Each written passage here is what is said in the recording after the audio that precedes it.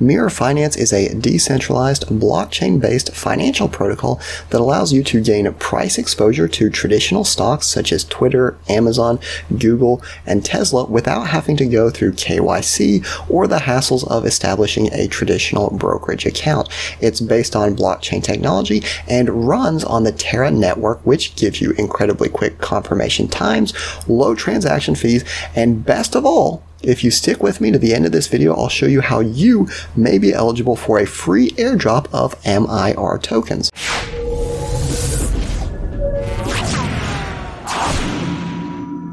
Hey everyone and welcome. This is Robert with Altcoin Buzz, and in today's video I am excited to bring you the Mirror protocol. Now this is a decentralized way of gaining exposure to traditional financial assets. So in the video I want to break it into two parts. In the first video I want to talk mainly about how this works, what it does, and then in the second part I'll show you how to jump in and get started. If you stick with me to the end, I'll show you how you can claim your free MIR airdrop. So with that being said, as you can see here, it says Mirror is assets that are reflected on the blockchain. The Mirror protocol allows the creation of fungible assets, synthetics, that track the price of real-world assets. These synthetics are intended to be used as key building blocks in smart contracts and to bring the world's assets to the blockchain. So the goal here, if we think about cryptocurrencies and DeFi, you've probably heard of this concept of money Legos, in that we can take, for example, a smart contract and we can create a stable coin. We can then take that stable coin and roll it into a decentralized financial protocol where we can get interest. We can stack these different DeFi products on top of each other. However, right now this just applies to cryptocurrencies. What Mirror Finance is trying to do is it says cryptocurrencies are great, however, of the entire global financial system, they're a relatively small part. So what we're going to do is we're going to get price feeds, we're going to get price exposure to these traditional stocks as well, and make DeFi more reflective, more inclusive of the broader financial system than just cryptocurrencies. So absolutely huge potential here when we're tying in that existing financial system to the power of blockchain technology, smart contracts, and decentralized finance. Another key advantage here that I want to tell you about is you can see even in their description they're talking about synthetic assets, which will probably bring to mind the video I did about a month ago on synthetics. Now, synthetics is a great platform, a little bit similar functionality here. However, one of the key advantages I want to point out about Mirror Finance is that it runs on Terra. So you've got those much lower transaction fees as well as quicker confirmation times. Again, different protocols, different platforms for different purposes. Neither is inherently better or worse than the other. They just have different applications for different purposes. So with that being said, I wanted to really quickly explain the difference between a stock and the synthetic version of that stock, because I don't like to give financial advice, but I do think if you are considering investing in a synthetic asset, you should know a little bit about what's going on and how it's different than a traditional financial investment. So one of the first things that I want to point out is that if you invest in one of these synthetic assets, you are not actually owning Twitter. You are not owning Microsoft. You are owning an asset that is designed to mimic the price of Twitter or Microsoft, Google, whatever the case may be. So if we think about cryptocurrencies, we've got USDC coin. For every USDC coin gets minted, there is $1 US locked up somewhere. DAI, on the other hand, there is no $1 US locked up somewhere. It maintains the value of $1, but it does this through a decentralized system and the price kind of fluctuates. That's what happens here with these synthetic assets. The price fluctuates, but it's designed to remain relatively close to the price. So DAI, maybe one day it's 99 cents, maybe it's $1.02 the next day. It is going to fluctuate a little bit. And this might scare you. You might say, well, gee, I don't want to invest in something if the price is going to fluctuate. So what I want to do is I do want to show you that although the price does fluctuate, it is very close to its targeted price. So what I want to do is I want to go to Mirror Finance, and let's just suppose, for example, that I'm trying to get Apple. What you will see is it says that Apple is currently going for about $132. And if we check the real price quote, it is going for about $131. Just to use another example, let's suppose we go to Twitter. Twitter right now is going to be trading at about $61.19. And then if we check here, it's trading about $61.80. So again, the price is never going to be exactly one for one the exact same. However, it is going to remain relatively close, again, based on that decentralized price system. With that being said, there's other advantages and disadvantages perhaps to owning these synthetic assets. Number one advantage of this is that you're not owning the real asset. You're owning something that is based on the Ethereum, or if you're using it in its native version, the Terra network. So it has all the benefits of a traditional cryptocurrency. You can invest in this from anywhere in the world. You can send it anywhere in the world. You can trade 24/7 on these decentralized exchanges, right? So those are all benefits of owning these stocks in a tokenized form. However, there is one disadvantage as well, is that you do not get voting rights and you don't get dividends. So if I actually have one share of Twitter, I get to vote in the elections for the board, right? I get to do all of these different perks as far as the governance of Twitter. On top of that, I'm eligible for dividends if my company that I own chooses to pay them. With these tokens, you do not get dividends and you don't get voting rights. The key thing here is that you're really just getting access to that price action of the underlying asset.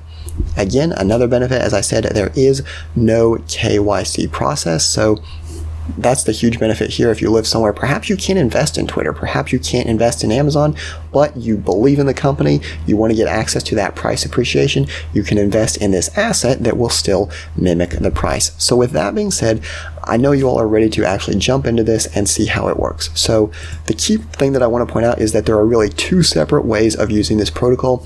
Whichever way works best for you is the way you should go with. You have the option of using Terra.mirror.finance, or you have the ability to also use the Ethereum version of this as well. The Terra functionality is the native version. It's what it was built on. It's what it was designed for. It's the most efficient way to do it. However, some people might not have experience with Terra. That's fine. You can use the Ethereum-based version if you choose to do so. So what you can see here on the Terra-based version, when you log in, you are taken to a dashboard that shows you the price of Terra, the total 24-hour transaction volume, as well as the 24-hour fee volume. And just looking at the main page, you can see all of the different assets available. And this is one thing that I will point out. Compared to synthetics, you have the ability of investing in a lot more stocks. So synthetics, remember, we had the ability of investing in gold, oil, Japanese yen, foreign currencies, and a couple stocks. The goal here is much more stock focused. So again, neither protocol better than the other. If you're trying to invest specifically in a certain stock, you can't find it on synthetics, you might be able to have a better option of finding it here. As we check through some of these stocks, we can see the 24-hour trading volume, the liquidity, the Oracle price, the TerraSwap price, and then the spread. So this is one thing I want to point out. Again, I know I talk about this price action a lot. The Oracle price is the feed that these oracles are pulling in. The actual TerraSwap price is what the price you can sell the asset is for. So again, those prices are never going to completely match up, but as you can see, they're going to approximate each other very closely because, again, this is a decentralized system. It takes time for those prices to adjust and reach an equilibrium point. So the first thing many people will want to do is simply buy and hold an asset. So again, this is, you're in a different country, you're maybe somewhere where you can't directly invest into Google, but you still want to gain access to that price appreciation. You simply go to the trading tab. Let's enter $100 of Tether, and we can get Apple, we can get AMC, we can get Amazon, we can get a variety of different stocks, or as you see here, we do have option of getting cryptocurrencies as well with this MBTC. So whichever way you want to do it, you have that option for you. One thing I will show you is that after you purchase these items, they will arrive obviously in your Terra wallet. However, if you don't want to purchase them directly, you do have the ability of minting them. So if I want to lock up $100 worth of US Tether, I can mint Apple, I can mint AMC, I can mint Amazon, I can mint any of these myself as well. Now, one thing I will point out with minting, anyone who's done anything with MakerDAO, collateralized debt positions, you know that there's something called the collateralization ratio that is going to be effect here. So minimum collateral ratio is 150%. Let's suppose that you spend $150 of Tether, you create $100 worth of Apple. if the price of Apple starts going up too much, your position can be liquidated. So they recommend a safe collateralization ratio of 200%. Again, anything you deal with the collateralization ratios, that's something, in my opinion, that's a little bit higher risk than simply buying and holding the asset. But if you do want to mint those assets, you do want to do that, you do have the ability of doing that yourself. One thing that many people will find helpful is these liquidity pools. So I invest in Google. I'm simply holding it. I can also earn a little bit more passive return by contributing to a liquidity pool. And then I will get a percentage of those fees every time that a trade goes through the pool. So I deposit, let's suppose I want to deposit Apple. It's automatically going to deposit an equal amount of Tether. And again, this is something that it's very similar to anyone that's used Uniswap, anything like that before. It's going to deposit equal amounts. So I deposit $133 worth of Tether to match that value of the Apple stock that I'm putting in. And then this is one thing that I really want to point out for you here. Take a look at that transaction fee. We're looking at about 60 cents to deposit these funds into the liquidity pool. That right there is the key benefit of operating on the Terra network. Your transaction fees are going to be so much lower than operating on Ethereum. Lastly, we have the ability to stake. Now, this is where the big rewards come into play. What you can see here, we've got this Netflix to US Tether pair, APR of 61%, Tesla 62%, Microsoft 57%. So the idea here is that you can get Tether, you can then buy an asset, so Google, Twitter, whatever the case may be, you then provide liquidity and stake those liquidity provider tokens for additional rewards on top of the appreciation of those underlying assets. With that being said, I know that some people might not necessarily be familiar with the Terra network. That's fine, because you also have the ability of interacting with Mirror Finance through an Ethereum-based version as well. So to use the Ethereum-based version, you simply go to eth.mirror.finance, and you can see you have basically a lot of the same functionality here. You can buy tokens. So if I want to buy Google, I can do that. If I click on it, it's automatically going to redirect me to Uniswap. And this is one key difference that I do want to point out. When you're operating on that Terra-based version, you are doing everything directly within their native interface. With this, it's really offshoring you. It's sending you basically to do everything through Uniswap. The token itself is the same. The actual price mechanics is the same, but you're doing it through Uniswap instead of the native Terra protocol. So let's suppose that we want to go here. It's going to automatically import these tokens for us. Let's suppose we want to spend $100 worth of Tether to buy Google. You will have to go to Uniswap version 2 because, again, with the migration from Uniswap version 2 to version 3, a lot of these liquidity pairs, most of their trade volume is still going to be on version 2. So you've done trades on Uniswap. I've done videos on how to go through with a trade on Uniswap before. It's a simple process just to confirm, unlock that transaction, and then carry it out. The key thing here that I wanted to point out, and this is the real reason that I logged into the Ethereum-based version of this. What I want to show you is that if you had 100 tokens in your wallet as of 11/23/2020, you can be eligible for an airdrop of 220 MIR tokens. You're also available for an airdrop if you are a Luna staker. I was not a Luna staker. However, I did have 100 Uni tokens in my wallet as of that snapshot date. So I've said this multiple times before. That Uniswap airdrop is the gift that keeps on giving. If you remember the video that I did on Lotto Finance, if you held Uni tokens in your wallet, you were eligible for that Lotto airdrop. Same here. You held 100 Uni tokens in your wallet as of that cutoff date. You were eligible for this drop of the MIR tokens. So we're simply going to log back into the ETH-based version of this.